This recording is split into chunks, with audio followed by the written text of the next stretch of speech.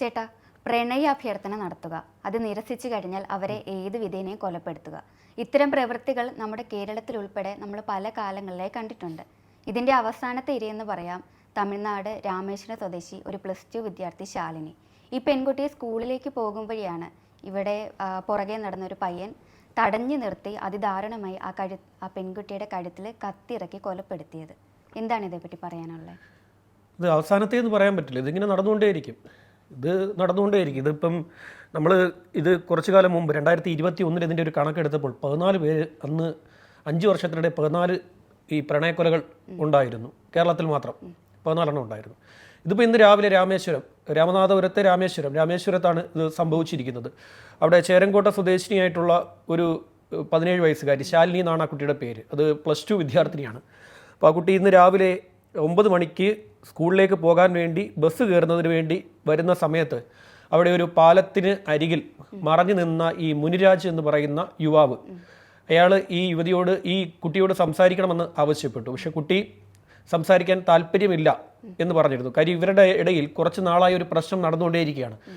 അവിടെ നിന്ന് വരുന്ന വാർത്ത ശരിയാണെങ്കിൽ ഈ കുട്ടിയെ ഇയാൾ സ്ഥിരം ശല്യം ചെയ്യുന്നുണ്ടായിരുന്നു എന്നാണ് വാർത്തയിൽ പറയുന്നത്. ഇതിൽ ചില സംഭവങ്ങളിൽ ഉണ്ടാകുന്നൊരു കാര്യം, ഇവർ പ്രണയബന്ധത്തിലിരിക്കുകയും പിന്നീട് ഒരാൾ അതിൽ നിന്ന് പിന്മാറുമ്പോൾ അയാളോട് പക തീർക്കുകയും ചെയ്യുന്ന രീതിയാണ് നേരെ ഉണ്ടാകാറുള്ളത്. ഇതിപ്പോൾ അവിടെ നിന്നും വരുന്ന വാർത്ത ആദ്യം തൊട്ടേ ഈ കുട്ടി ഇതിനോട് എതിർപ്പ് കാണിക്കുന്ന ഒരാളാണ് എന്നുള്ളതാണ്. മാത്രമല്ല, ഇക്കഴിഞ്ഞ ചൊവ്വാഴ്ച, അതായത് ഇന്നലെ ഈ കുട്ടി സ്കൂളിലേക്ക് പോകുന്ന സമയത്ത് ഇയാൾ ശല്യം ചെയ്തിരുന്നു. വീണ്ടും ഈ പ്രണയാഭ്യർത്ഥനയുമായി ഈ ശാലിനിയുടെ അരികിൽ ഈ മുൻരാജ് എത്തിയിരുന്നു. അന്ന് അതോടുകൂടി ശല്യം സഹിക്കാൻ ആയതോടുകൂടി ഇന്നലെ വൈകിട്ട് സ്കൂളിൽ നിന്ന് എത്തിയ കുട്ടി പിതാവിനോട് ഈ വിഷയം പറഞ്ഞു. അപ്പോൾ ഈ പിതാവ് എന്തെന്ന് വെച്ച് കഴിഞ്ഞാൽ ഇന്നലെ വൈകിട്ട് 6 മണിയോടുകൂടി ഈ മുൻരാജിൻ്റെ വീട്ടിലെത്തി മുൻരാജിന് താക്കീത് നൽകി മുൻരാജിൻ്റെ മാതാപിതാക്കളോട് ഈ വിവരം ഇദ്ദേഹം അറിയിക്കുകയും ചെയ്തു. അതിനുശേഷമാണ് ഏതാണ്ട് രാത്രി 8 മണിയോടുകൂടിയാണ് ഈ പറയുന്ന ശാലിനിയുടെ പിതാവ് അവിടെ നിന്ന് മടങ്ങി ഈ വീട്ടിലേക്ക് വരുന്നത്. ഇനിയൊരു പ്രശ്നം ഉണ്ടാകില്ല എന്ന് മകൾക്ക് പിതാവ് ഉറപ്പ് കൊടുത്തു. അയാൾ ഇനിയൊരു പ്രശ്നത്തിന് നിൻ്റെ അരികിലേക്ക് വരില്ല, നീ ധൈര്യമായി സ്കൂളിലേക്ക് പോകൂ എന്ന് ഈ പിതാവ് പറയുകയും ചെയ്തിട്ടുണ്ട് എന്ന് ഇന്ന് രാവിലെയുള്ള അദ്ദേഹത്തിൻ്റെ പ്രതികരണത്തിൽ നമുക്കത് കേൾക്കാൻ സാധിക്കുന്നുണ്ടായിരുന്നു. അപ്പോൾ ഇന്ന് രാവിലെ പോയപ്പോൾ ഇയാൾ തടഞ്ഞു നിർത്തി സംസാരിക്കാൻ തയ്യാറല്ല എന്ന് പറഞ്ഞ് ഈ കുട്ടി മുന്നോട്ട് നടന്നപ്പോൾ ഈ കുട്ടിയുടെ മുടിയിൽ പിടിച്ച് വലിച്ച ശേഷം കയ്യിലുണ്ടായിരുന്ന കത്തി ഉപയോഗിച്ച് ഈ കുട്ടിയുടെ കഴുത്തിലേക്ക് ഇത് കുത്തിയിറക്കിയപ്പോൾ ഈ കുട്ടി കുഴഞ്ഞു വീണ കുട്ടിയെ ഈ ഇടത്ത് നെഞ്ചിലും കുത്തിയ ശേഷം ഇയാൾ അവിടെ നിന്ന് ഓടി രക്ഷപ്പെട്ടു. ഈ പാലത്തിൽ നിന്നും ഇതിൻ്റെ അരികിലൂടെ ഓടിയ ഇയാളെ നാട്ടുകാർ ഓടിച്ചിട്ട് പിടികൂടി പോലീസിൽ കൈമാറിയിരിക്കുകയായിരുന്നു. ഈ കുട്ടിയെ ആശുപത്രിയിൽ എത്തിച്ചപ്പോൾ ഡോക്ടേഴ്സ് പറഞ്ഞു അത് മരിച്ചിട്ട് 1/2 മണിക്കൂറോളമായിരുന്നു. സംഭവ സ്ഥലത്ത് വെച്ച് തന്നെ തൽക്ഷണം മരണപ്പെട്ടു. കാര്യം ഹൃദയത്തിൻ്റെ ഭാഗത്താണ് കുത്തേറ്റിരിക്കുന്നത്. സ്വാഭാവികമായും എളുപ്പത്തിൽ മരണം സംഭവിക്കും. ഒപ്പം കഴുത്തിലും കുത്തേറ്റിട്ടുണ്ടായിരുന്നു. അത് പൈപ്പിൽ നിന്ന് വെള്ളം ചീറ്റുന്ന രീതിയിൽ രക്തം അവിടെ തളം കെട്ടി കിടക്കുന്ന ദൃശ്യങ്ങളാണ് തമിഴ്നാട്ടിൽ നിന്നും വന്നുകൊണ്ടിരിക്കുന്നത്. ഇന്ന് രാവിലെ ഏകദേശം ഒരു 2 മണിക്കൂർ പോലും ആയിട്ടില്ല. ഇപ്പം നമ്മൾ ഈ സംസാരിക്കുന്ന വെച്ച് നോക്കുമ്പോൾ 2 മണിക്കൂർ പോലും ആയിട്ടില്ല ഈ ഒരു സംഭവം അവിടെ നടന്നിട്ട്. വളരെ ഗുരുതരമായിട്ടുള്ള ഞെട്ടിപ്പിക്കുന്ന ഒരു സംഭവമാണ് ഉണ്ടായിരിക്കുന്നത്. ഇപ്പം തന്നെ അവിടുത്തെ സ്റ്റാലിൻ്റെ സർക്കാർ വലിയ രീതിയിലുള്ള ആരോപണങ്ങൾ അവിടെ കേൾക്കുന്നുണ്ട്. അവിടുത്തെ ക്രമസമാധാനം തകർന്നിരിക്കുകയാണ് എന്നാണ് അവിടെ പറയുന്നത്. ഈ അടുത്തിടയ്ക്ക് ഇപ്പോൾ ഒരു കുറച്ച് ദിവസങ്ങളെ ആയിട്ടുള്ളൂ, അവിടെ ഒരു കോളേജ് വിദ്യാർത്ഥിനിയെ തട്ടിക്കൊണ്ടുപോയി ഒരു കാട്ടിനുള്ളിൽ കൊണ്ടുപോയി 3 പേരവിടെ ആ കുട്ടിയെ ക്രൂരമായി റേപ്പ് ചെയ്തു. അതിനുശേഷം അവിടെ നിന്നും കടന്നു കളയുകയും ചെയ്തു. അവരെ ഇപ്പോൾ കഴിഞ്ഞ കുറച്ച് ദിവസങ്ങൾക്ക് മുമ്പ് വെടിവെച്ചിട്ടാണ് പോലീസ് പിടിച്ചത്. മുട്ടിന് താഴെ ഈ പറയുന്നവരെയൊക്കെ വെടിവെച്ചിട്ട് പോലീസ് പിടികൂടുകയായിരുന്നു. അങ്ങനെ സ്ഥിരം അവിടെ ഇങ്ങനെ ഓരോ പ്രശ്നങ്ങൾ ഇങ്ങനെ ഉണ്ടായിക്കൊണ്ടേയിരിക്കുകയാണ്. അങ്ങനെ ക്രമസമാധാനം തകർന്നിരിക്കുന്നു എന്ന് കേൾക്കുന്ന സ്ഥലത്താണ് വീണ്ടും ഇത്തരത്തിലൊരു +2 വിദ്യാർത്ഥിനിയെ അതിദാരുണമായി ഒരു കൊലപാതകം നടത്തിയിരിക്കുന്നത്. നമുക്കിവിടെയാണെങ്കിൽ ഇത്തരത്തിൽ കൊലപാതകങ്ങളുടെ കയ്യും കണക്കുമില്ല. തമിഴ്നാട്ടിൽ അത്രയൊന്നും സംഭവിച്ചിട്ടില്ല, അത്രയധികം പ്രണയക്കൊലകൾ അവിടെ ഉണ്ടായിട്ടില്ല. പക്ഷേ നമ്മുടെ ഇഷ്ടംപോലെ ഉണ്ടായിട്ടുണ്ട്. നമുക്കിവിടെ മലപ്പുറത്തെ LLB വിദ്യാർത്ഥിനി ദൃശ്യ ക്രൂരമായാണ് കൊല്ലപ്പെട്ടത്. കോതമംഗലത്തെ ബി വി മാനസ BDS വിദ്യാർത്ഥിനിയായിരുന്നു. ബി വി മാനസയെ ക്രൂരമായി കൊലപ്പെടുത്തി കളഞ്ഞു.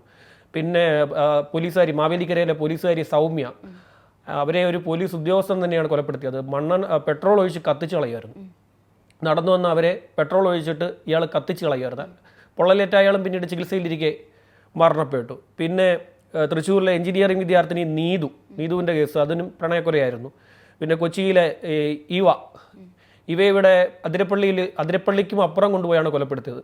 അതിരപ്പള്ളിക്കും അപ്പുറം കൊണ്ടുപോയി ആ കുട്ടിയെ കാറിൽ വെച്ച് കത്തി ഉപയോഗിച്ച് കുത്തി കൊലപ്പെടുത്തിയ ശേഷം ആ ബോഡി എടുത്ത് ഏതാണ്ട് 50 അടി താഴ്ചയിലേക്ക് തേയിലക്കാട്ടിലേക്ക് എറിഞ്ഞു കൊടുത്തു. അത് കടുവ വരുന്ന സ്ഥലമാണ്.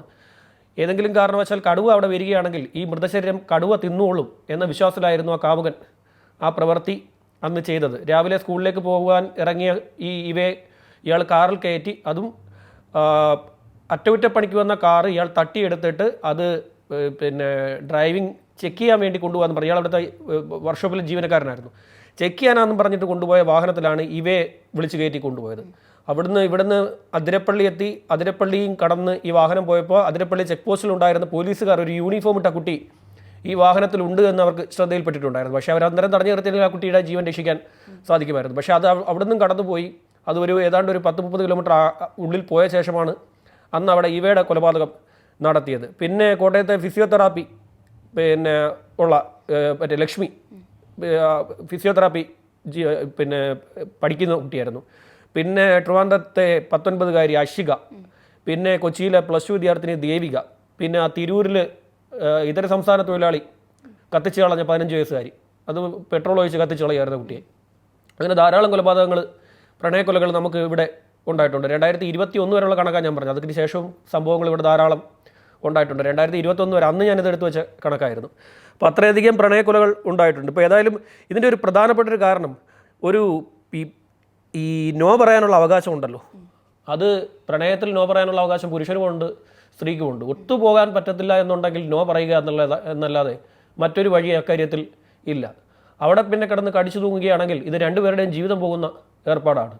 ഈ പ്രണയം എന്ന് പറയുന്ന സാധനത്തിനകത്ത് അത് പറ്റില്ല, ഒത്തുപോകാൻ പറ്റുന്നില്ലെങ്കിൽ ബൈ പറഞ്ഞേക്കുക, ബൈ പറയുക, പോവുക. അത് ഇങ്ങനെ വിശാലമായി കിടക്കുന്നൊരു ലോകമാണ്. അത്തരം എല്ലാവർക്കും ജീവിക്കാനുള്ള സ്വാതന്ത്ര്യം ഉണ്ടെന്ന് വിശ്വസിച്ചാൽ മതി, പിന്നെ വേറെ പ്രശ്നങ്ങളൊന്നും ഉണ്ടാകത്തില്ല. ഏതായാലും ആ ശാലിനി എന്ന് പറയുന്ന പെൺകുട്ടി അതിദാരുണമായാണ് കൊല്ലപ്പെട്ടിരിക്കുന്നത്. അതിൻ്റെ കഴുത്തിൻ്റെ ഈ നെഞ്ചിൻ്റെ ഭാഗത്ത് നിന്ന് മാംസം വന്നിട്ടുണ്ട്.